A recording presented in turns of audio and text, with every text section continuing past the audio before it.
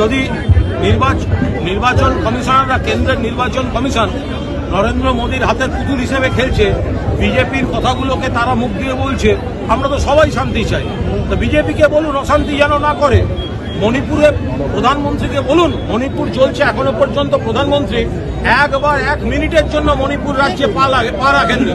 তো তাহলে নির্বাচন কমিশন কেন বলবেন না যে কেন্দ্রীয় সরকার, কেন্দ্রের প্রধানমন্ত্রী তারা যাক মণিপুরে, কেন এখনো যাননি, ওগুলো সামলান। বাংলা ঠিক আছে, আমরা কেন্দ্রের নির্বাচন কমিশনকে বলবো আপনারা বাহিনী পাঠালে পাঠাবেন, কিন্তু দলদাসপনা করতে শিখিয়ে পাঠাবেন না। 21 সালের শীতলকুচিতে গুলি করে একাধিক ব্যক্তিকে আপনারা মৃত্যুর কোলে ঢলতে বাধ্য হয়েছিলেন। ফলে কেন্দ্রের বাহিনীর বিরুদ্ধে বারবার অভিযোগ আসে যে ভোটারদের ভোটার লাইনে প্রভাবিত করছে, এলাকায় বিজেপির হয়ে কাজ করছে। সেসব যেন না হয়, তাহলে কিন্তু প্রতিবাদ হবে।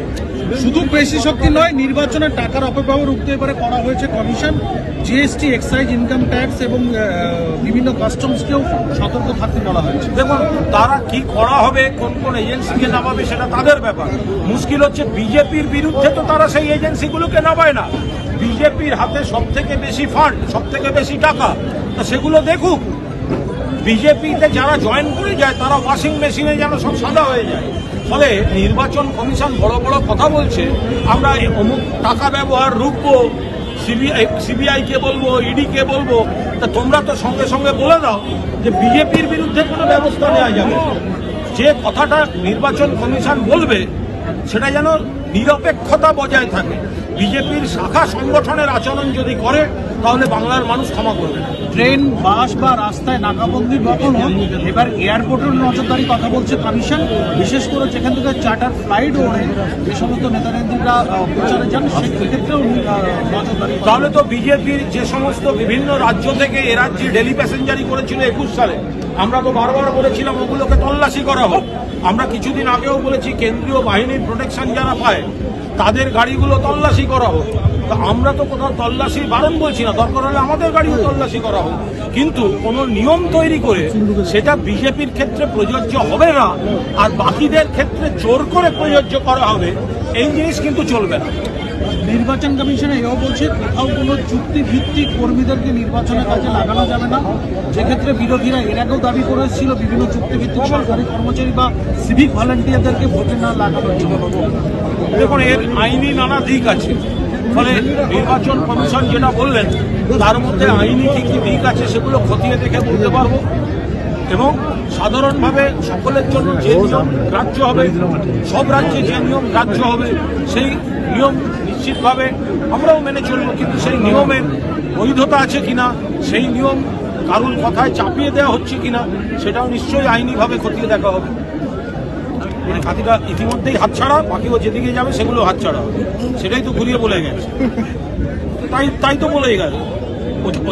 আপনি যেটা বলছেন, ও যদি এটা বলে থাকে কাঁথিতে অধিকারীদের জিততে হবে না, পরিবারবাদ যেভাবে চাপিয়ে দিয়েছে কাঁথিতে,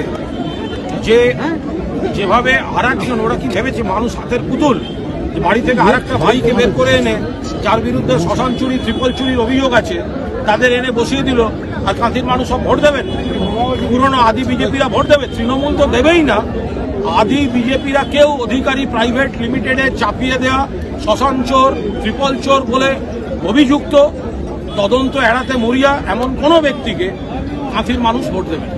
আপনি দাদা আজকে কর্মসূচি করলেন এবং এরকমভাবে দাবি করলেন যে 15-16 ঘন্টার নোটিশে, এই মূলত কারণটা কিছু এখানে হচ্ছে তো এক হচ্ছে কাঁথির প্রার্থীর সমর্থনে প্রচার, উন্নয়নের সমর্থনে। আর যেহেতু গতকাল শুভেন্দু অধিকারী এখানে একটি মিছিল করে এসে এখান থেকে মমতা বন্দ্যোপাধ্যায়ের জখম হওয়া রক্তপাত, তাকে যে অশালীন অসভ্যের মতো অঙ্গভঙ্গি করে আক্রমণ করে গেছে, আমরা তার কড়া নিন্দা, কড়া প্রতিবাদ খেজুরির মানুষ করতে চাইছিলেন।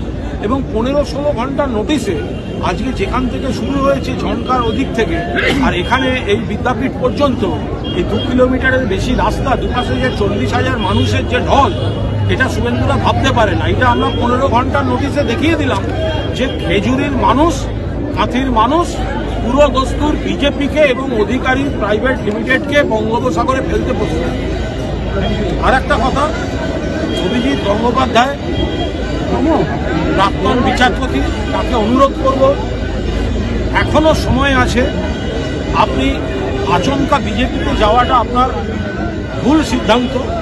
এখনো সময় আছে, কারণ কথায় প্ররোচিত না হয়ে আপনি জানিয়ে দিন আপনি দাঁড়াবেন না। কারণ তমলুক লোকসভা কেন্দ্রে দেবাংশু ভট্টাচার্যের কাছে আপনি নিশ্চিতভাবে পরাজিত হতে চলেছেন। আর এই 2 মাসে শুধুমাত্র আপনি প্রচারে থাকবেন, তারপরে কিন্তু আপনাকে যে তমলুকে নিয়ে যাচ্ছে সেও আপনাকে চিনতে পারবেন। সুতরাং অভিজিৎ গঙ্গোপাধ্যায় আরেকবার ভেবে দেখুন। আপনি বিচারপতির আসনে বসে বিতর্কিত হয়েছেন, বিচারপতির আসন ছেড়ে রাজনীতিতে এসে বিতর্কিত হয়েছেন, বিজেপিতে জয়েন করে নিন্দিত হয়েছেন। কিন্তু আপনি যদি ভোটটা নিশ্চিতভাবে পরাজিত হতে চলেছেন, সেক্ষেত্রে কিন্তু আপনারা ব্যক্তিগত কোনো মান সম্মান অস্তিত্ব থাকবে না। আপনাকে সামনে রেখে পাটকা খেলতে নামছে যারা নামছে, যারা আপনাকে নামাচ্ছে তারা কিন্তু আপনাকে পাশ থেকে সরে যাবে। শুভেন্দু অধিকারী আর একটা কোনো বড় নাম পাশে রাখতে চায় না, ও আপনাকে দায়িত্ব নিয়ে হারাবে। তার সমস্ত কিছু নমুনা দেখা যাচ্ছে। এখনো সময় আছে, ক্যান্ডিডেট লিস্ট ঘোষণার আগে আপনি জানিয়ে দিন যে আপনি প্রতিদ্বন্দ্বিতা করবেন।